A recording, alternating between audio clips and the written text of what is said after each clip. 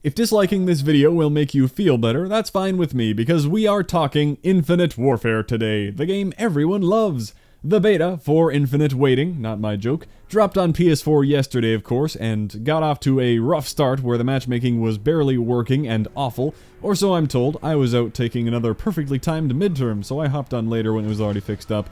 I considered doing an initial reaction first game type thing, but decided to wait a day, play it for a bit, and just make one video here to discuss it once I've learned more about it. I didn't need to make more than one Infinite Warfare video. I figured it was better to not spam out 3-minute redundant awful videos for views, and making one video also kind of reflects how excited I am for the game. Not to say that I hate it, I'm not on that bandwagon of hate or hype. I intend for the opinions I share here to be fair and neutral, whether that opinion is the popular or unpopular one, and I should preface this video by explaining my mindset going into it.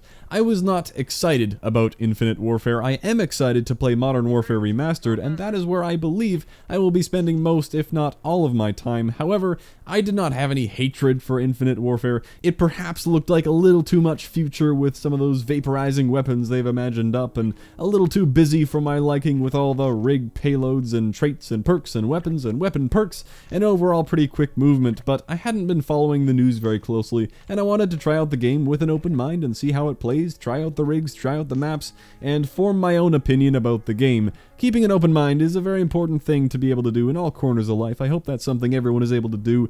With that said, I will give an overall impression of the game and then go through some specifics. Maybe that's a bit backwards, but I think it makes sense. Overall, my net impression of the game didn't really change much from my neutral position. If anything, I guess it did improve a little, because naturally when you get your hands on the game, you're able to understand more of what's going on, you learn more, you get better, and you start to feel the elements of a fun game that they have implemented, like you're completing their challenges that they give you every match, and you're earning the salvage and whatever to craft the upgraded guns, which is a good system to balance the supply drop system. Yes, I know, the supply drop system, which we all knew would return because it makes way too much money for some reason. Obviously, right now you can't buy supply drops, you can't buy keys or COD points or whatever, not just because it's a beta. I think they'll launch with it not being purchasable as well, but that will surely come a month or two down the road after people have earned some weapons. And with the salvage system they have in place, which allows you to earn and unlock specific weapon variants, I don't expect pay to win to be a problem. I can only hope they've learned from the mistake that is putting exclusive weapons behind a luck wall. The thing is, it wasn't even ever a true paywall. It wasn't pay to win, because you could waste a ton of money on BO3 drops and not get what you wanted. The luck aspect was arguably a bigger issue than the money. But again, now with the salvage and the weapon crafting, at least there isn't such a big issue with luck. It does take a lot of salvage to craft all the way up to epic though, so it will still be a frustrating element for some people. Some people get lucky, some people don't. The epics do look like the cool ones that actually completely change their appearance. Some of them could pass as a different weapon. Now I think it's just as funny as the next guy to be spamming the Infinity Ward Twitch chat with "supply drops are back, lol, pay to win." I have no affiliation, I have no reason to be defending Infinite Warfare, but when you actually take a look at it, just because it has the name supply drop, it isn't an evil system. I hate that pay to win buzzword, I hate hearing people use it incorrectly. Just stop, you're wrong, this isn't what pay to win looks like. You can argue that it isn't fun, you can argue that by introducing luck it makes the game not as competitive, but it isn't pay to win. Anyway, when they become purchasable towards Christmas time, probably, I don't really care. It'll make the rare variants not as cool, I guess. They no longer represent time you spent in the game. Now they could just represent money you spent, but I really don't care about that. It isn't pay to win simply because the people who pay are not suddenly going to win or even have a measurable advantage over someone who is good. They're just going to unlock things without playing as much, and that is fine. I think there are better things to spend money on. I'm sure I've said it before. Buying supply drops in a COD game has just never been even a slight temptation. I couldn't care less. In my opinion, you win by not paying. Forget about pay to win. This is keep your money to win.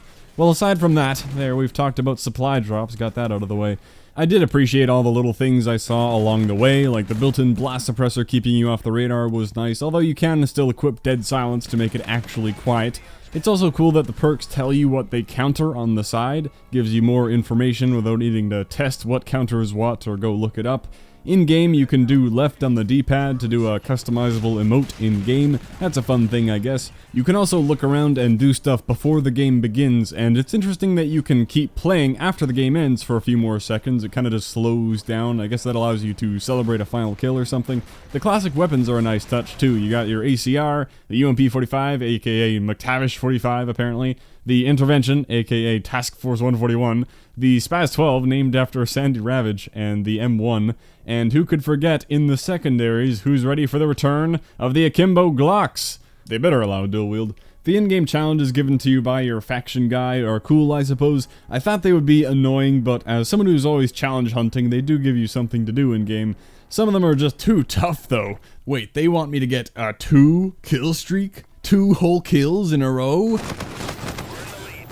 Oh look, I got 2 kills. Oh god, it upgraded. 3 kills in a row? Are you kidding me? Yeah.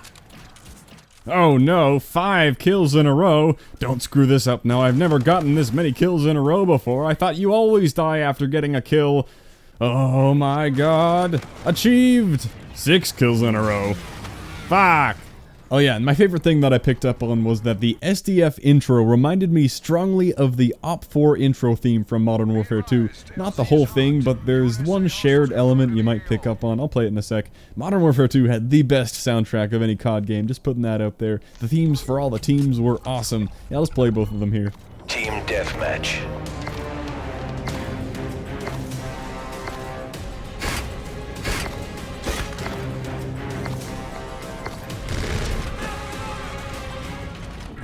Team Deathmatch.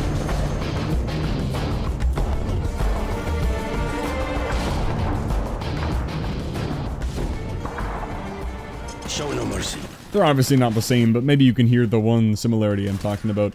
Anyway, I guess this is where my bias does come into play, because looking at all the rigs there are in this game, the perks, the abilities, the creative class options, I don't think there's anything objectively wrong with all of it. I'm sure they'll be doing balancing throughout the game's life cycle and responding to community feedback.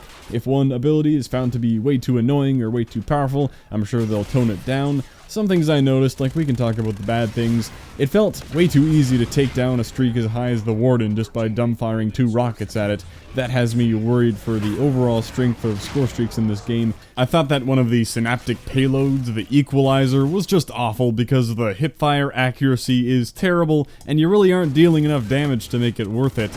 I did have a couple unideal spawns where I was greeted with unexpected enemies in my face out of nowhere. Sometimes bodies floated through the roof as well. Here's that Type 2 gun, the one you can split in half. It is pretty good. The weird thing is how fast you can reload when dual wielding. It is nearly instant, not to mention that the gun is automatically reloading all the time even without that. I don't know why the Akimbo reload seems to be twice as fast as the single gun reload. It feels like a bug, like maybe it's supposed to take twice as long. That seems like a weird thing to make a mistake on, like whoops, made it half instead of double, but I can't explain that behavior. It's very odd. I also think that looking at this big list of lethals, these things could become very annoying to run into, like tracking exploding drone things. That doesn't sound like a fun idea to me. But I'll cut this long list short. I could talk about this game for a long time, and I've only played like 5 games. If I kept playing longer, I'm sure I'd notice a lot more. Overall, I trust them enough to balance the game. The thing is, I look at all this crazy stuff that they're offering, and I don't get excited. I kinda just don't want to learn this metagame. There's a lot here that I'm just not particularly interested in getting into. There are all these factions that you choose when you're leveling up that give different challenges to complete, and there's that whole area of the grind, and you guys know I like to go after all the challenges, and there is certainly a lot of that to do here. But because I'm so excited about Modern Warfare, I just don't want to get into this. I'm pretty all or nothing, and I want to put my all into Modern Warfare. I want to complete that game, I want to be good at that game, and that means that Infinite Warfare ends up getting the nothing. And again, I realize that's my problem with the game. I can see how people might be excited to play Infinite Warfare. There is a lot of new content to explore, and I can see how people might hate Infinite Warfare for straying way too far away from a series they used to enjoy. I wouldn't say I belong to either one of those extremes, but I'm personally not interested in this game, or at least not as interested as I am in other things, because it isn't a terrible game. It feels like every year with COD, some people might say it's the same game every year, but that isn't true. Every year recently, they've added more and more complexity, usually with one big flagship idea, and every year so far, I've been into it enough to learn the ropes. Advanced Warfare brought the boost movement and the weapon variants and supply drops. Black Ops 3 expanded on that with their own take on the movement and supply drops, and they brought these specialist characters with their own charging weapons and abilities. And in this game, it seems like they're expanding on all of those things even more, mixing in even more future to the game. And I like sci-fi stuff, that isn't the problem. I just think that everyone has a certain point where they feel like checking out of the Call of Duty hype train. Once you've been around the franchise for a while, of course you'll grow tired of it. Now, unlike some other people who have felt the same way, I don't pretend like the game is suddenly terrible and try to rally everyone against it. No, I just think that I'm not too interested in Infinite Warfare because I really want to be spending my time in the Modern Warfare Remaster. It's funny to think that if MWR didn't exist, I don't think I would have purchased this game. Since I do have it, I will play the Infinite Warfare campaign at some point, might as well. Don't know if that should be a series too, it might be a bit too much campaign playthrough on the channel with that back-to-back series, but I'll decide that at a later date. And I will say there may very well be a time where I feel like hopping on and earning some salvage or whatever. But yeah, that's where I am on Infinite Warfare. It seems like it'll probably be an alright game. If you've started playing Call of Duty more recently in one of the past few titles, you'll probably enjoy this one. For me, while I don't actively dislike it, my love for Modern Warfare will completely overshadow it. So there we have it. I won't pretend like this was any kind of an actual game review where I methodically go through everything. I just wanted to show off some of the beta gameplay and talk about the game a bit. Of course, both because this was Infinite Warfare talk and because I'm sharing opinions, I don't expect this video to be received all that well, and that's fine. I would love to hear other perspectives in the comments. Are you excited for it, or do you hate it? Are you getting it at all? I think the opinions I have on this game are pretty relaxed and in the middle. I'm just not passionate about it either way. No hate and no love. If somebody says they hate it or they love it, that's cool either way. I'd like to think that my neutral opinion removes me from the whole argument of people who do love or hate it, but it probably just makes both sides hate me. Yeah. Thank you for watching. I'm going to keep having fun with that Modern Warfare campaign playthrough leading up to that big November release date, and I will catch you next time. You look like you're ready to buy. Let's fix you up with some new gear. Come on in. Not enough quarters for... You got the keys? Not enough quarters. What can I hook you up? Greetings, soldier. Oh, hey. Come on in. You got the key? Let's fix... What can I... I'm not supporting nothing. Little quarter. Let's... Whoa. Not... Hey. Hey there. I'm not ready. Hey. Let's... Quarter. Oh, hey, 3 quarter. Hey. Oh, what quarter? Not ready. Hey.